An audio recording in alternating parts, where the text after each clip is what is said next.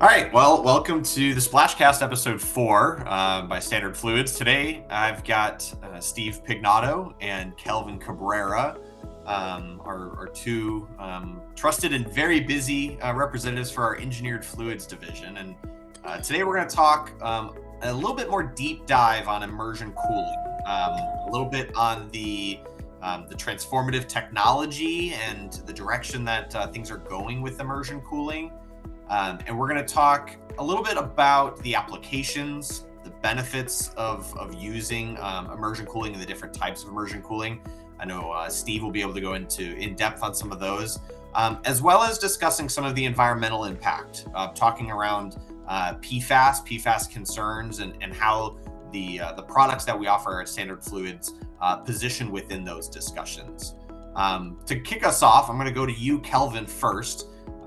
Maybe you could walk through a little bit of the evolution of immersion cooling, and then Steve, feel free to interject with anything that you have to add. Oh, wow. Yeah, I mean, immersion cooling has traveled a fascinating path throughout the years. I mean, Steve is the one who's been truly involved, but it's not a 5 years ago thing. It's not a 10 years ago thing. It's a decades long, process that has been taken many progressions. And I remember when I started, working previously in 3M. That's when that's how I believe that it flourished into the industrial arena.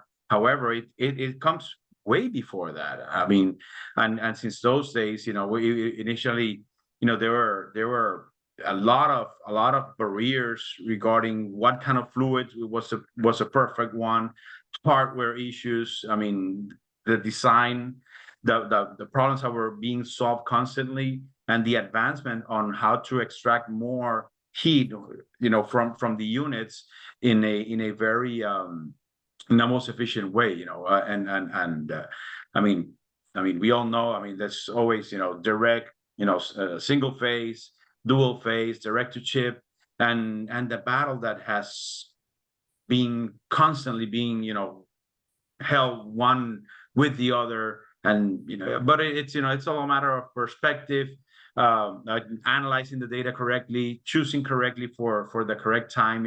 Some solutions are better now, some solutions would be better in the future. So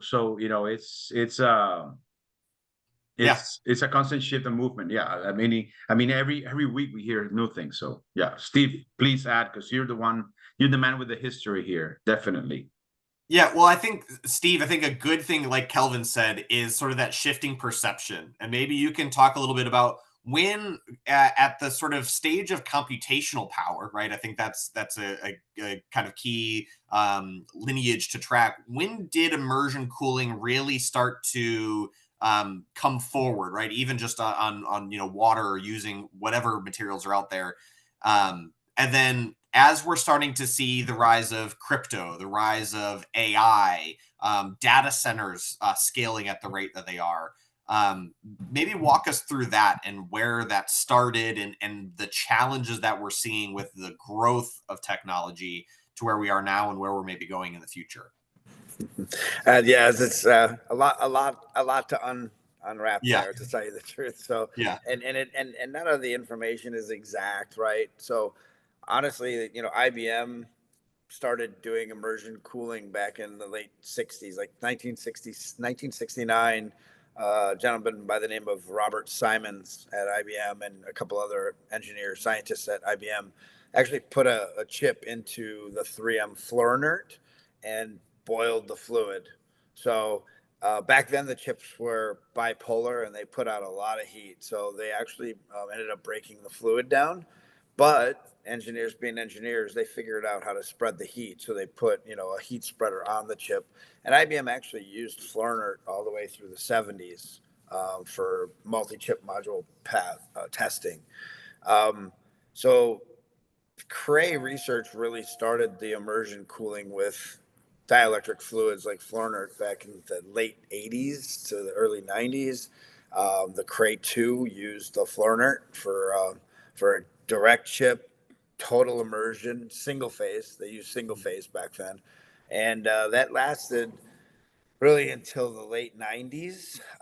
And what happened was, as you asked, like, what was the evolution? So there's so many different things that engineers have done for cooling and whatnot, because everyone else used air cooling, right? Everyone Yeah. else just blew tons of air. Their data centers were air conditioned, just, like they are today. But we're getting away from that. But Cray, what Cray found was that as soon as the chip architecture went from bipolar design to CMOS, the CMOS design of the integrated circuit really put out less power and less heat. So as soon as that happened, Cray was like, well, why are we liquid cooling anymore? And they went to air cooling just like everyone else. So that Gotcha. business at 3M really disappeared overnight. Yeah. And I was involved in that in the late 90s. So, and I don't want to get too much deeper into it than that, but really the data centers and immersion or cooling of hardware, compute hardware, was air cooled all the way up until about 2010ish. Then, we started 3M, working at 3M. My friend Phil Tuma really started to look at immersion cooling again, and two-phase immersion cooling, because honestly, single phase is just, it's really the heat transfer is different. It's just conductive heating. And, the two-phase immersion cooling, you're using the phase change of the fluid, right? The heat of vaporization to take that heat away. So that's really when two-phase came about, was, started to get more prevalent, I guess, was in 2010. And then Okay. crypto, our buddies at Allied Control, which is now Liquid Stack, and the founder, Carwing Lau, is still there.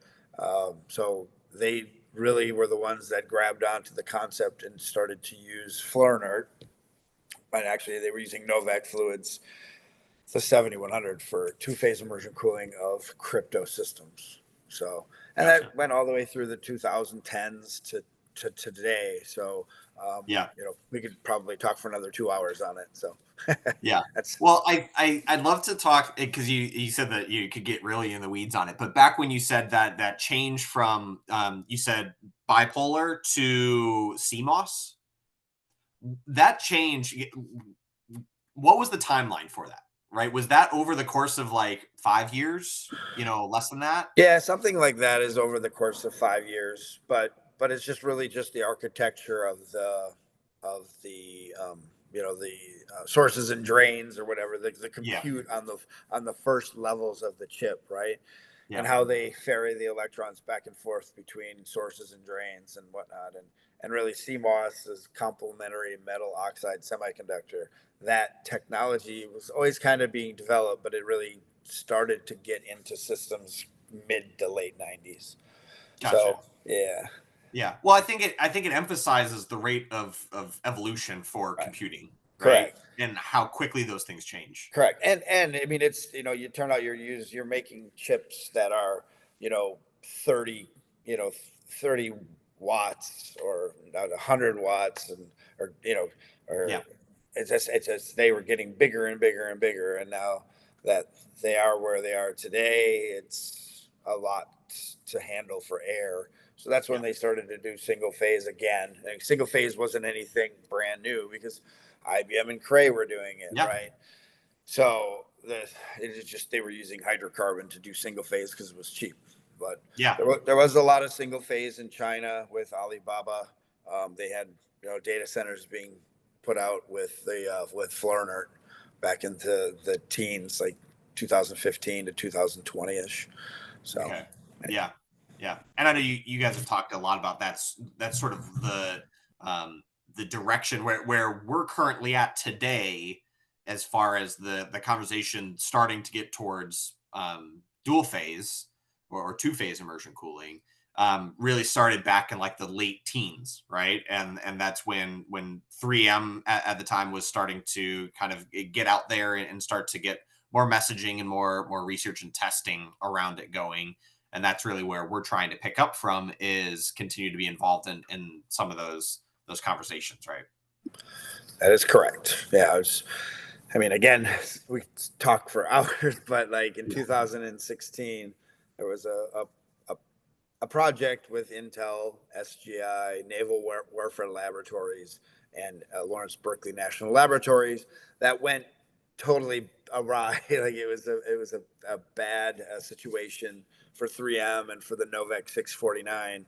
And, there's a lot of conversation involved there, but what happened from 2016 to 2022 basically was a lot of engineering and Intel writing papers, Microsoft writing papers, and putting out two-phase immersion cooling with 649 out into the OCP space.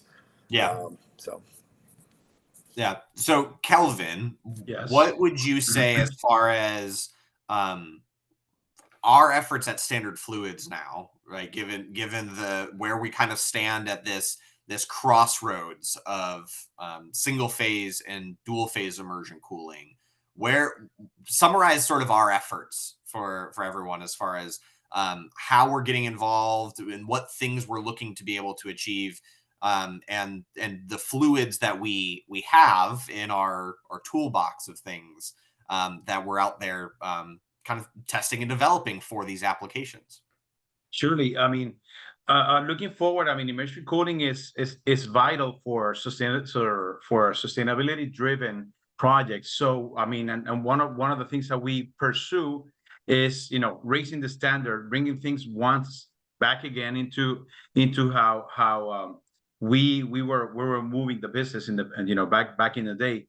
And first and foremost, I think our plan and our pursuit is that one of like using Steve, a story before that liquid cooling was used, then air cooled, then they figured out that it's no longer that efficient, so let's come back to fluid. We're coming back in the sense that, hey guys, I mean, there are different materials that can be used. I mean, oils, hydrocarbons, air, of course. We have 649, we have 7100. People were concerned about the availability of the product, and everybody shifted for other more regularly used technologies and that felt safer and safer to use in the terms of it's not such a paradigm shift. And we are shaking the market, bringing again hey guys, we have 649, we have 7100 that can be used, that are we have data from the past, actually historical data that is actually really relevant, that is actually really useful, that is actually portrays that these products are inherently the future of cooling, of data center cooling. And that's what we do. I mean, we're working with certain regular partners who are building up the data, who are gathering up the data. We're developing the discussions. We are making the media expression, so to speak. And looking forward, what we are is opening up the reopening the eyes, taking out the blindfolds of, hey, no, you cannot use that. Yes, you can. Yes, you can. Our products are manufactured, like 649. I mean, people are worried about the PFAS issue, and I know something that we're going to talk broader later. But our products are manufactured, PFOS, PFOA free, which is the biggest concern. And I mean, and that's the message that we are constantly trying to bring, day after day, clearing out the dust out of the vision, so we have a clearer view of the future. Yeah. No, I think you touched on sort of the sustainability aspect of the evolution of immersion cooling and where that's going.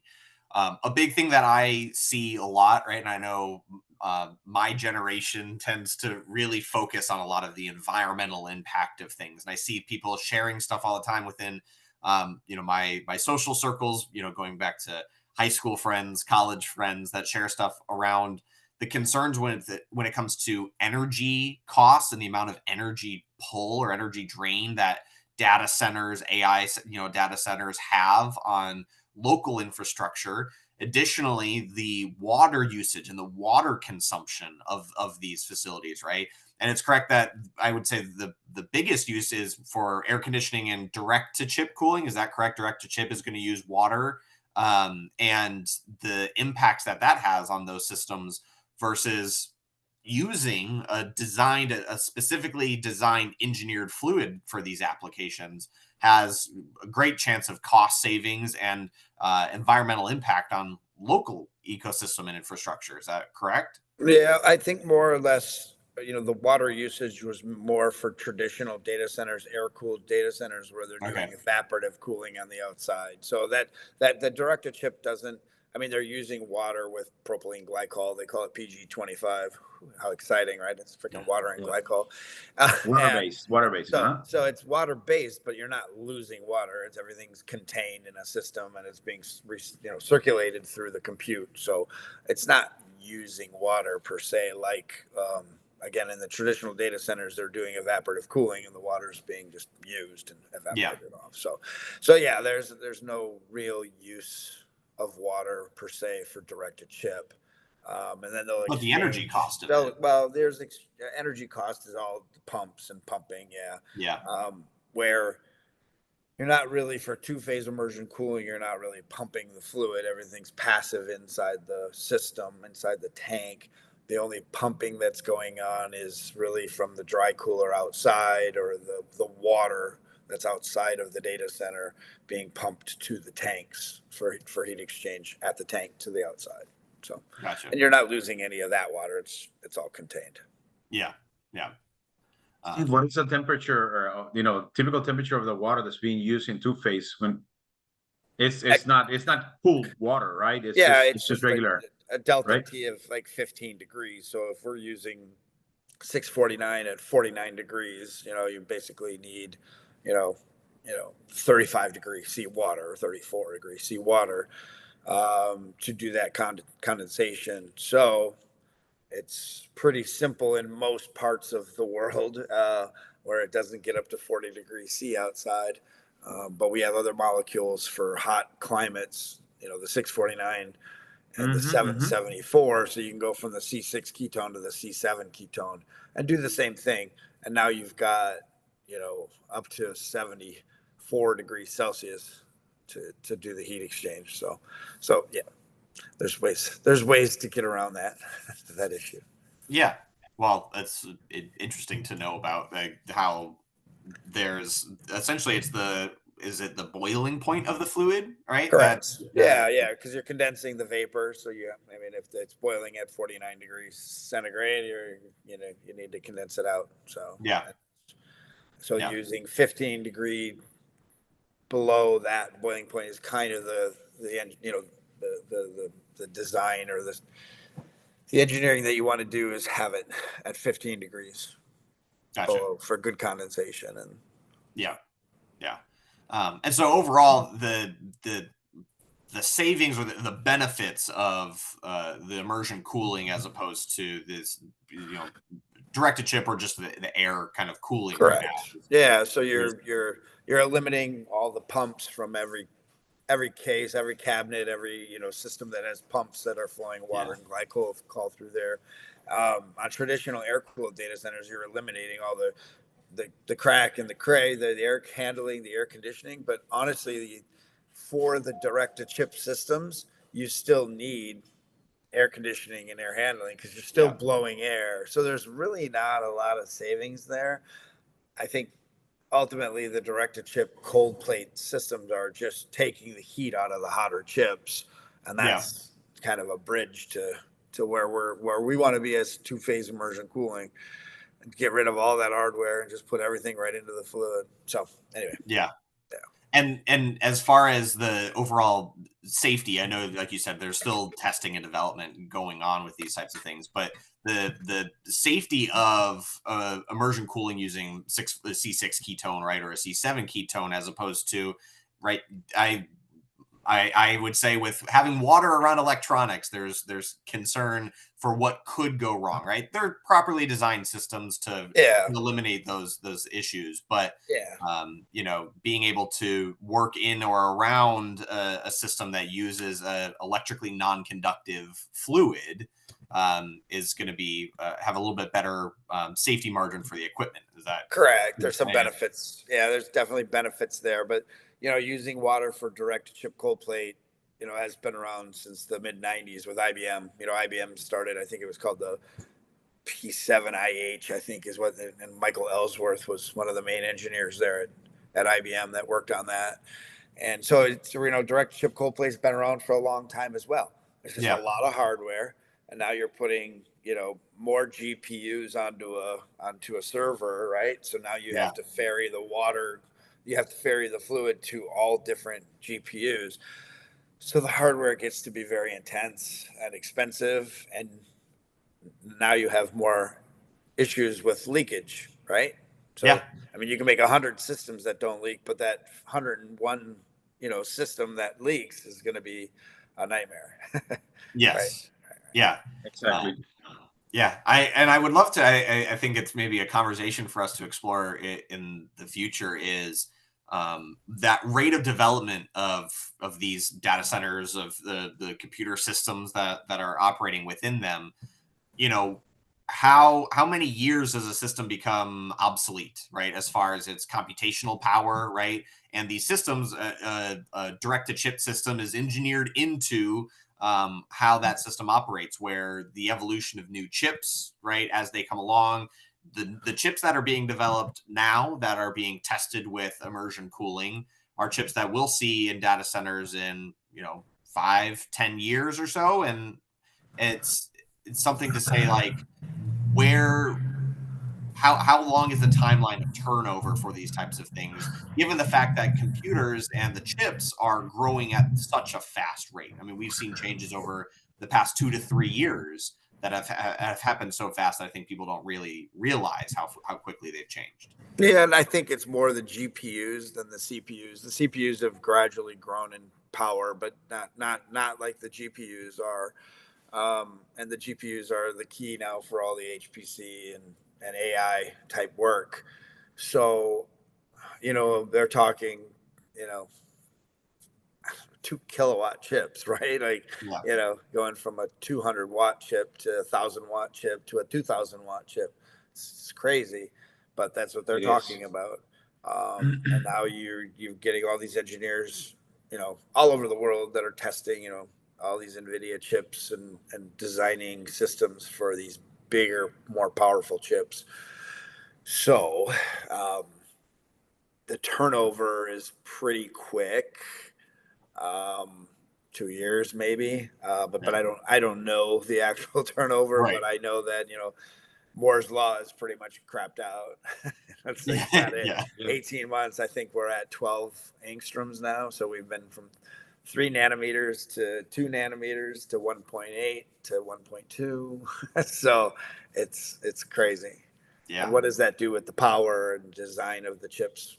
It's way over my head, but I know that NVIDIA is putting out more and more powerful chips. So yeah, and so there's cooling and engineered applications that need to support those functions, right? So that's where correct. So everybody's working on the next best thing, and ultimately, I mean, we think it's Standard Fluids just because we sell the fluids, but it's two-phase immersion cooling really shows to be the best thing for the future. Yeah, because you are getting. It's inherently less complicated in terms of hardware. It's easier to change the blade in and out than to the intricacies of having the direct connections to each of the parts that are going to be being independently cooled. Correct. So, and that is something that we've always talked about, but the design and the hardware all need to catch up to what two-phase can do, because like you said, Calvin, like you could have a server board that fits in. It's got 8 GPUs and 2 CPUs, and each of the GPUs are 200 watts. But now you want to put in a server, use the same 8 GPUs, but now these GPUs are 1,000 watts. So now you've gotten this blade that went from 8 times 2, and then now it's 8 times 1,000. It's just the amount of power. So the tanks then need to be designed to handle. You're going from a 100 kilowatt tank to now all of a sudden you're going to a 500 kilowatt tank. So the tanks now need to be designed to be able to handle that fluid, to handle that heat. So the condensers are the key, right? So if your condensers in that tank can only handle 200 kilowatts, you can't put 500 kilowatts in there. So it's everything all has to catch up to what two-phase immersion can do. Okay. Exactly. Yeah. So, I mean, for instance, the tanks that Allied Control were building for Bitcoin mining were supposed to be able to handle 500 kilowatts. So the tanks were designed with coils that could take out 500 kilowatts, but they only put 200 kilowatts of power of hardware into those tanks, thinking that the Bitcoin mining would get more and more and more powerful. They'd pull the blades out, they'd come out clean and dry, and then they'd put the next ones in. And now all of a sudden you're from 200 to 400, and that tank could handle it.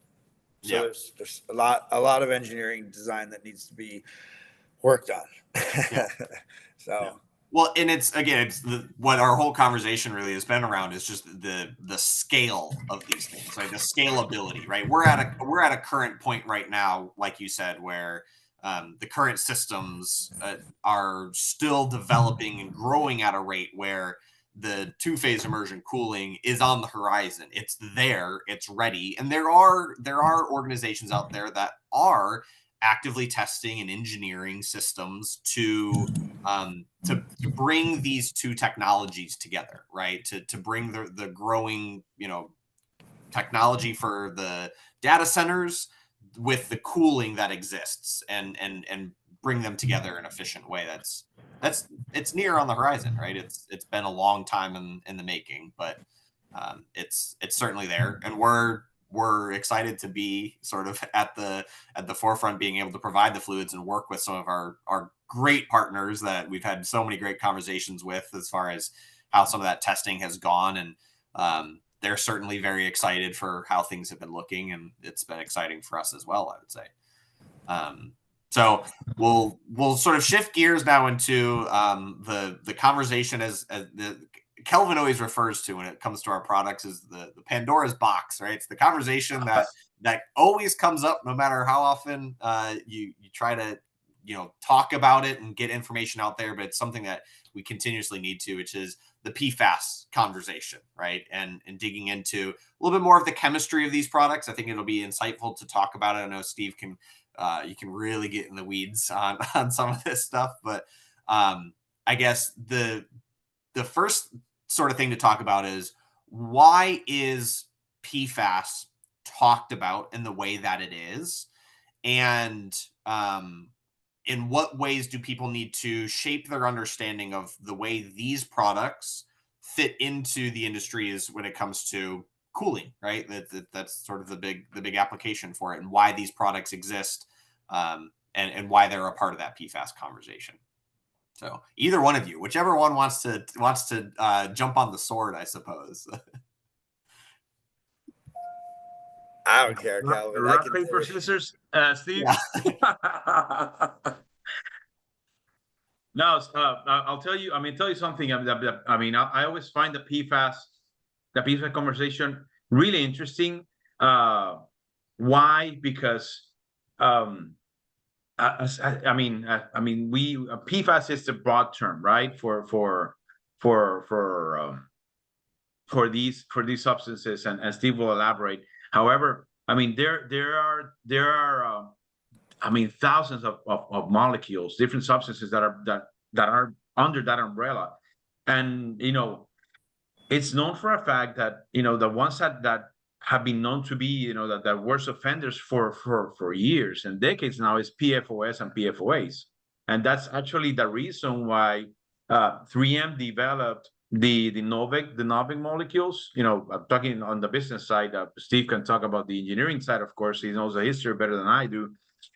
3M developed the Novec molecules as the alternative, fluorinated alternative to those PFOS and PFOAs that were known or discovered to be, PBT, persistent, bioaccumulative, and potentially toxic, right? So back in the late 90s, when 3M decided to eliminate those kind of molecules, which were typically used, the term that most people know them for were for the AFFF, fire extinguishing foams. That business was eliminated, and that gave the rise and the birth of the Novec molecules. In this But case, the yeah, fluoroketones and HFPs.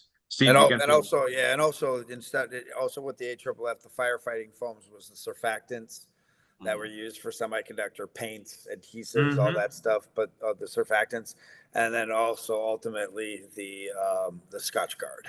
So everybody, and I talk to people all the time. Oh my gosh, I'd get brand new shoes, and my mom would Scotch Guard them, or we'd get a couch, and my mom Scotch Guarded them. Everybody's talking about Scotch Guard, Scotch Guard. So all of us today, and almost throughout the entire planet, have some signature of PFAS, or those molecules in our blood, because of the design of the molecule, how it's fluorinated on one and active on the other side of the molecule. It does bioaccumulate. So that's where we're at today. There's nothing we can do about it. The U.S. has been through some changes since then, and like Calvin said, 3M developed the hydrofluoroethers Novec brand to combat a few things. First off was the idea that the freons, the CFCs, the chlorine on those was found to be reacting with the ozone in our atmosphere, and that was perfectly obvious. There were papers written about it, and those fluids were phased out over time. So the Novec fluids were developed in the early 90s, and then that was also because 3M made Fluorinert and our perfluorocarbon liquids that had very high global warming potential. But the thing that is the issue is that the PFAS discussion has gotten a little bit out of control, because I hate to say it, but lawyers and regulations, there's money to be made. 3M put out a lot of money to help communities that felt that they were suffering from PFAS being in their water, and then paying for the remediation of that PFAS in their water. The fluids and the chemistry that we're dealing with at Standard Fluids does not bioaccumulate and does not partition to water. So those molecules and under the You muted. Yep. Steve accidentally. So I did. So yeah, 3M made a sustainable product with the Novec fluids, but I just think that overall they wanted to get out because of all the litigation that 3M was being handed over the years. So I like to say that PFAS, like Calvin said, there's thousands of molecules, and there's thousands of uses for each molecule, blah blah blah. So it's a very very I don't know, just a big topic, large industry, big topic. But hydrocarbons, there's hydrocarbons that give you cancer as well, right? So you've got benzene and toluene. You've got things like, we drink ethanol all day long, well, not all day long, but you can have a beer or this. But if you drank methanol, you'd go blind. So chemistry is a funny thing, right? Yeah. So all these hydrocarbons, let's get rid of them. It's kind of the same concept of people saying, let's get rid of all these PFAS, because of a couple molecules that have been bad over the years. But you can't get rid of all the hydrocarbons. And you certainly can't get rid of water, because how many people die from water every year, right? We got to get rid of that stuff. So I like to say that in meetings. I'm like, you guys, you can sit there and kind of, attack PFAS, but let's attack hydrocarbon. And let's attack that, that forever chemical water. It's always, it's going to be here all the time, and it kills so many people. So you can kind of, be in jest about that. But, yeah. So in the most simple way, if you could discuss, I think 649 would maybe be a good product to explain, right? Explain how these products, when they break down, right? That's ultimately where this all comes up, is right. Correct. Like you mentioned, PBT, bioaccumulating, partitioning to water, those types of things. Right. With 649, how it breaks down, you're the chemist, right? So chemical engineer, but yes, how it breaks down. Can you explain how that occurs and what is sort of left behind, so people understand it's. Yeah. There's a big giant paper that describes it, right? That I maybe have read once, but I understand it. So the the ketone molecule, so the 649, the standard fluids SF649, that breaks down by UV in the lower atmosphere, and it happens right away within a week. Yep. So that's what makes the global warming potential of the 649 so low. So the mechanism is UV does break the molecule apart. It really kind of turns into TFA, and TFA is, let's say, tetrafluoroacetate. It's an acid. I can't think of it right now, but TFA is the ultimate. It's a naturally occurring acid that does get washed out and then ends up in the soil, right? So it's not. And there's plenty of papers about TFA and how it affects tadpoles and mice and plants and human beings and all that stuff. So it's naturally occurring.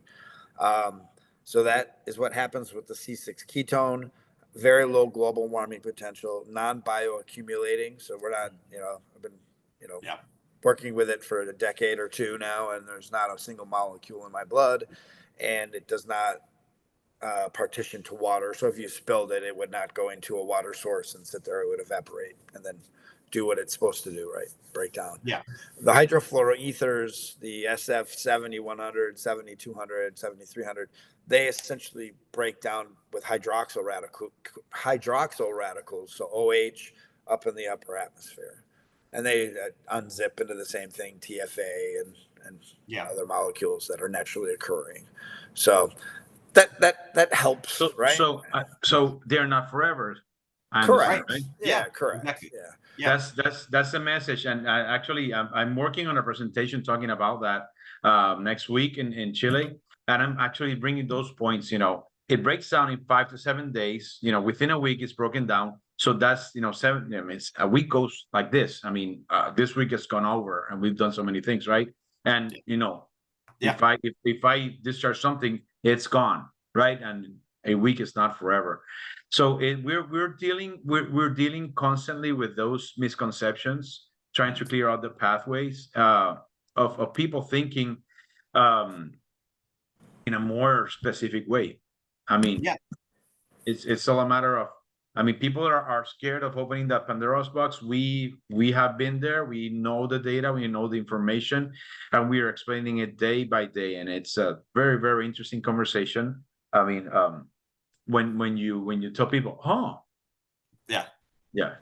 yeah, it's science, right? There's fascination to it, and like Steve said, there's the difference of a molecule or the way something is bonded. It changes the way that compound behaves entirely in organic material, in the environment, whatever.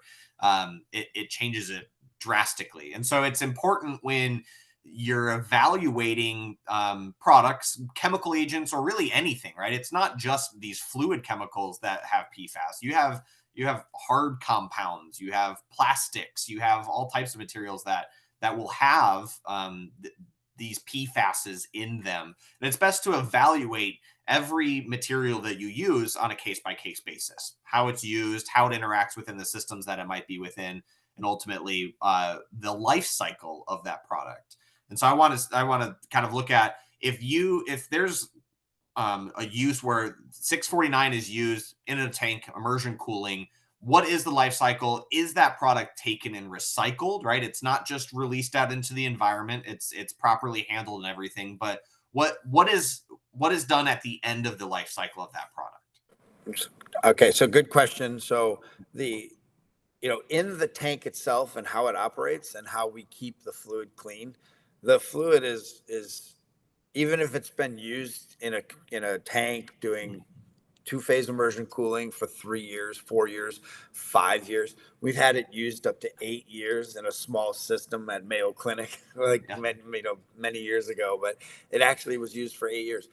It's actually just as clean as it was when it got to you. Because it really does recycle. It's boiling, which is basically distillation. And then in the tank has filtration. It has its own little still that's going to be, removing any plasticizers or dust or hard, like any kind of particulate. And it's water free, because when you're boiling it, it's the water, it's dry. The water's up in the upper part of the tank. And then, the tanks have silica gel or some type of material, molecular sieve, to take care of water. So to recycle it, we could reuse it in another tank just as easily, right? Yeah. Yep. So, the next great new tank comes out with the next great new hardware, we'll just use the same fluid. Okay. Yeah. The ultimate thing that you can do is just incinerate these products. So that's the ultimate. Like, if you want to get rid of it, we're not going to do two-phase immersion cooling anymore. Here's all this fluid. It could be repurposed into fire protection fluid, or it could be repurposed into other data centers, or it can be incinerated. So yeah. So there's a lot that can be done with it, Sure. and I think it's really interesting that you said, right, the system that it's used in is it safe to say it's a closed loop system, right? So what goes in is going to stay in it. It's gonna keep Correct. moving through. So Correct. And ultimately, these folks the data centers aren't going to want to be losing a lot of fluid. And that is one of the things that people throw at two-phase immersion cooling, is that you're losing so much fluid. It's so expensive. But a properly designed tank, and we've been making tanks and working with the tank builders, the highest it should be is 1%. You should use, if you've got 100 gallons, you should lose 1 gallon a year at the highest. But if you've got 100-gallon tank, that's not a lot by any means. 1 gallon is not a lot. It's whatever, a couple $100 of fluid or whatever. And when you know how fast this fluid can evaporate, correct. right? It evaporates very fast. Yeah, if you spilled it on your countertop, it's gone within seconds. So yeah. So that helps. And this is it, properly designed tanks. And myself and Kelvin and everyone in this whole, two-phase immersion cooling world has been working with the tank builders to make sure that they're designing the tanks properly. Yeah. And I think this is a great point to make, where the time and effort and money spent to properly design these tanks, when it comes down to it, you want to make sure that you're ensuring you have a high quality, material that you're using in it, right? We go through our rigorous testing. We talk about it a lot, where we test and verify every batch of fluid that we manufacture and sell. And we provide that for confidence to our customers that the material that they are getting to put in the tank is what we say it is. And it's going to match what they tested on, right? Time and time again, they're going to test and validate and engineer these systems to work with a fluid. This fluid is compatible. Every batch that we sell is going to be compatible, and it's going to be the best moving forward for them. I thought it was really good, Kelvin, that you talked about how often we are a part of these conversations where we're explaining the PFAS topic, right? We're explaining the chemistry behind these, and how this is where we build the trust we have with our customers, right? Our whole slogan is those solutions you need from the people you trust. Yes, Exactly, Nolan. Yes, thank you for that segue, because it is what it is. That's what we do. We educate so people can make the right decisions. I think why do people really like to work with us? Why, with Standard Fluids? Because of our people, because of our solutions, and that joining of those two. We've always worked. It's not only having the product, it's to teaching the person how to use it well, as Stephen mentioned before.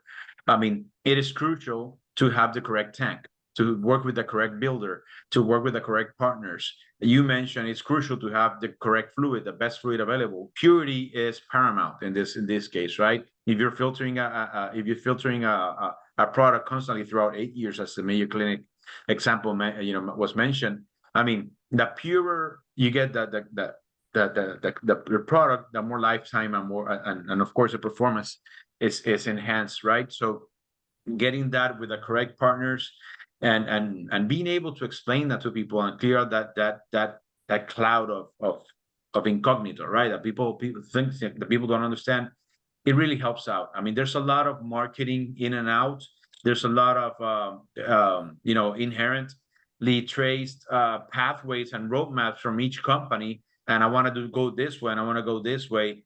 And there's a lot of information there. And what we're trying to do is to channel the information correctly, so people have all the different, sides of the story, and the data that pertains to it, so they can feel at ease when they choose a product. And that's where we are. That's where we, throughout the years, have gained people's trust. I mean, our customers' trust. And as you've seen, I mean, you've been with us, on the shorter side, and you've seen the effects of when people say, "Oh, you work with Paul. Oh, you work with John Owens. Oh, you work with Steve." Oh, and I mean, yeah. Yeah, well, yeah. When they bring up the Steve, they usually say, "I'm so sorry for you," right? But yeah, I mean, but no, it is very. if you talk about my name, they would say in Spanish some other, florid, yeah, colorful way. But right, yeah, no habla, and I no habla español, right? Yeah. But no, it is very cool to see the conversations that we've had with so many people, right? We first started moving with Standard Fluids back in 2023, and Steve joined us several months later, and the conversations that Steve started, right? There was some customers that immediately upon the phone call were, "Oh, that I know what you're doing, I know what you stand for, and I'm going to follow with you, and I'm going to work with you," and they got it right away. There's others that it's been months long conversations. It's been providing fluid samples for testing. It's been engaging and checking in and supporting them in their testing efforts. We're there to build that trust and support these customers in any way that they need to. That value is seen, and it's recognized, and it's great whenever we can get in front of those things. We get new conversations or new calls and new contacts on almost a weekly basis. We've been really busy in the past couple of months with new opportunities and new customers coming on board, and it's very exciting to see the direction that these things are going in. Again, we've started working with our SF products with customers on engineered fluid or in immersion cooling fluid just last year, right? And we're starting to see those timelines come across of 1 year in testing and new data that's coming out. And I think we're starting to really carve our path at Standard Fluids for these new technologies, these new applications, or maybe not even new technologies, existing technologies that need the support that they developed years ago, right? And they still need that trust and support that they looked for. And so we have a lot of great opportunities and exciting things ahead. I think this was a great conversation to talk a little bit more about it. I think, Steve, clearly we need to have like a 2-hour, 3-hour block where you can just go into all these details, right? Because every time we start talking about it, it's always like, oh, I could talk for hours about it. So maybe we need to do that at some point. Maybe for a happy hour, and I can have a beer in my hand. Yes, no, we've talked about that before of sharing a Standard Fluids and talking about Standard Fluids. Being fluid. Yeah, be fluid, be fluid, exactly.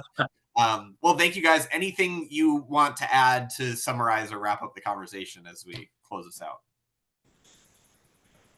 No? Oh, that's right, Steve. He's waiting for the happy hour. That's what you're doing. Now, two-phase immersion cooling it's gonna work. I've been doing this a long time, and so yeah, time's coming. The time is coming. I mean, immersion cooling is set for universal adoption. I mean, it trickles down. I mean, it's going to trickle down to that because it is, as we've studied before, it is very, very workable and very, very efficient. And especially as global data volumes soar and the edge computing expands, I mean, sustainability and flexibility are central, and that has to happen. That has to happen. And the way to that is two-phase immersion cooling. And the best way to do it is with a guy like Steve Pignato and, Standard Fluids and, SF649, SF7100. I think that's the way to go. Yep. Awesome. Well, thank you guys. Thanks for the conversation. Another Splashcast podcast. And you guys listening can go ahead and follow Steve on LinkedIn. You can follow Kelvin Cabrera on LinkedIn. You can follow me on LinkedIn, and please follow our social media pages, Standard Fluids Corporation on LinkedIn and everything. Please share these videos. We cut them up into clips and everything. So go ahead and share the videos, share them on LinkedIn, share them on social media, Facebook and Instagram. We also have them on YouTube. If you share the video or share a video you see on every single platform and send us a message, we'll send you a care package. How about that? So that's good.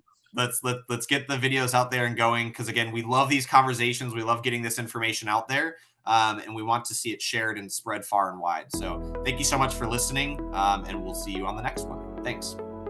Thank you, everybody. Thank you, everyone. Bye.